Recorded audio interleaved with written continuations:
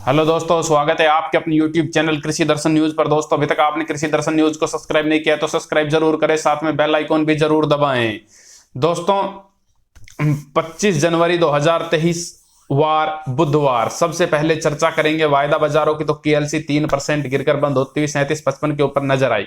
वहीं केएलसी यानी कि केएलसी के देश इंडोनेशिया से एक बड़ी खबर आई, जहां पर इंडोनेशिया सरकार एक फैसला ले सकती है वहां के निर्यातकों पर। उनका जो फॉरेक्स रिजर्व है, जो बैंक में जो फॉरेक्स रिजर्व आता है, उसको 3 महीने के लिए अपने काम में होल्ड रख सकती है, फॉरेक्स रिजर्व को बढ़ाने के लिए। तो मेन जो पाम ऑयल, इंडोनेशिया का मेन जो निर्यातक है वो पाम ऑयल का है। तो ये एक बाजार के लिए यदि ऐसा कुछ होता है तो पूरा एक पॉजिटिव सेंटिमेंट जाएगा, क्योंकि 3 महीने का इंटरेस्ट बहुत मोटा इंटरेस्ट होता है। और उसमें आप अगर जो हम भारतीय करेंसी के हिसाब से भी यदि इंटरेस्ट जोड़ें एफडी वगैरह के या बॉन्ड वगैरह का भी, तो भी 8-8.5% का इंटरेस्ट रेट अभी फिलहाल चल रहा है बॉन्ड वगैरह का। तो 3 महीने की होल्डिंग में वो 24% का इंटरेस्ट रेट निकल के आता है। तो बड़ा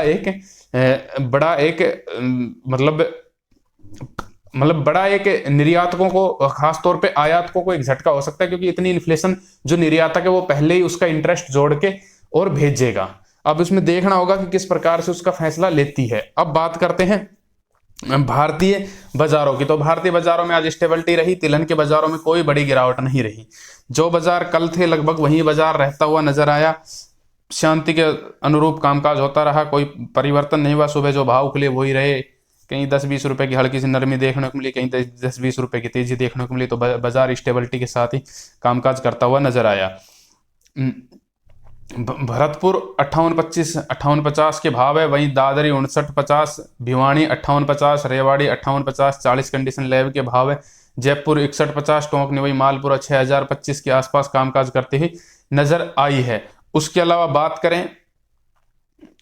बात करें प्लांटों के, अलवर की बात करें तो 59-50 के ऊपर अलवर, खेरली, बड़ौदा में और खैरतड़ वगैरह मंडियां बिकती हुई नजर आई। अभी थोड़ी सी नरमी के साथ कामकाज होता हुआ नजर आ रहा है। अब बात करें प्लांटों के भाव की। तो प्लांटों के भाव स्टेबल रहे। सलोनी 6650, बीपी 6500, उसके अलावा अडानी अलवर 6100 के ऊपर कामकाज करती हुई नजर आई।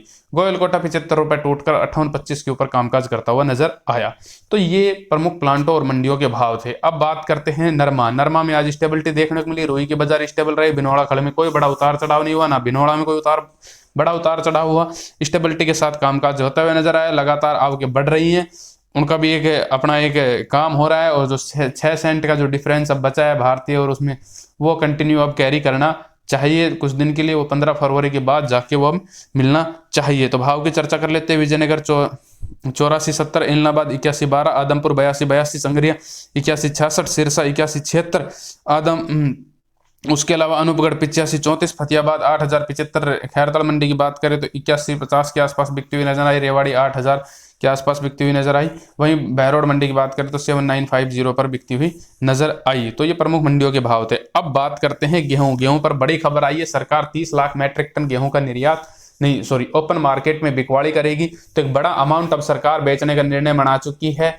ये एक अब जब नई फसल आने में काफी कम टाइम है और कीमतें पूरे पैन इंडिया 3000 हो गई थी, तो सरकार के ऊपर एक प्रेशर पड़ रहा था। प्रेशर तो क्या था कि गेहूं की कीमतें इतनी बढ़ी भी नहीं थी, बहुत ही अंडर वैल्यू थी। अब जाके गेहूं की कीमतें थोड़ी सी एक लेवल में आके मिली थी, खास तौर पे अंतरराष्ट्रीय लेवल के हिसाब से या किसी भी कंडीशन के हिसाब से, और जिस हिसाब से पूरी दुनिया में कंजम्पशन में नंबर 1 है भारत में। तो ये दाम तो किसान को मिलना चाहिए था, तो इस बार वो दाम मिला था। तो अब सरकार ने बिकवाड़ी का निर्णय बना लिया। वैसे भी किसान के पास माल नहीं है, ठीक है, अगर से सरकारी बिकवाड़ी करती है तो व्यापारी ने भी ठीक ठाक पैसा कमाया है, कोई बात नहीं है। नया सीजन आने वाला है, उससे पहले हम चाहेंगे कि जब नया सीजन आए तो किसानों के लिए निर्यात को जरूर खोला जाए। और पूरी दुनिया में अब भारत का गेहूं जाना चाहिए। बम्पर फसल आ रही, बम्पर कॉर्प आ रही, कॉर्प कंडीशन बहुत अच्छी आज की टाइम में खड़ी हुई है गेहूं की, तो उससे किसानों को भी एक राहत मिलेगी। तो अब जब साल का अंत है तो ये ग्रामीण एरियो में भी, ग्रामीणों के लिए भी एक फायदेमंद एक सौदा हो सकता है। इस प्रकार की बिकवाली का तो देखना है किस रेट पे बिकवाली आती है, कितनी आती है। ये टेंडर वगैरह जो पीडीएस इनसे से जो ट्रेडर वगैरह उन्हीं के जरिए बेचा जाएगा। बड़ा अमाउंट है, मार्केट में आएगा, एक बार गेहूं के ऊपर प्रेशर बनेगा, वो एक दबाव दिखाता हुआ नजर आएगा। तो ये गेहूं की खबर का विश्लेषण था। उसके अलावा भारतीय वायदा बाजारों में बात करें तो सब कुछ आज गिरावट के साथ कामकाज करता हुआ नजर आया, खाली धनिये को छोड़ दें जो नया 52 वीक लो बनाया है। और उसके अलावा बात करें और उसके अलावा हम वो बिनोड़ा खड़ज ये स्टेबिलिटी के साथ कामकाज करती हुई नजर आई है। नया ब्रेकआउट कैस्टर सीड में आता हुआ नजर आया है। तो ये बाजार का आज विश्लेषण था। जय हिंद, जय जवान, जय किसान।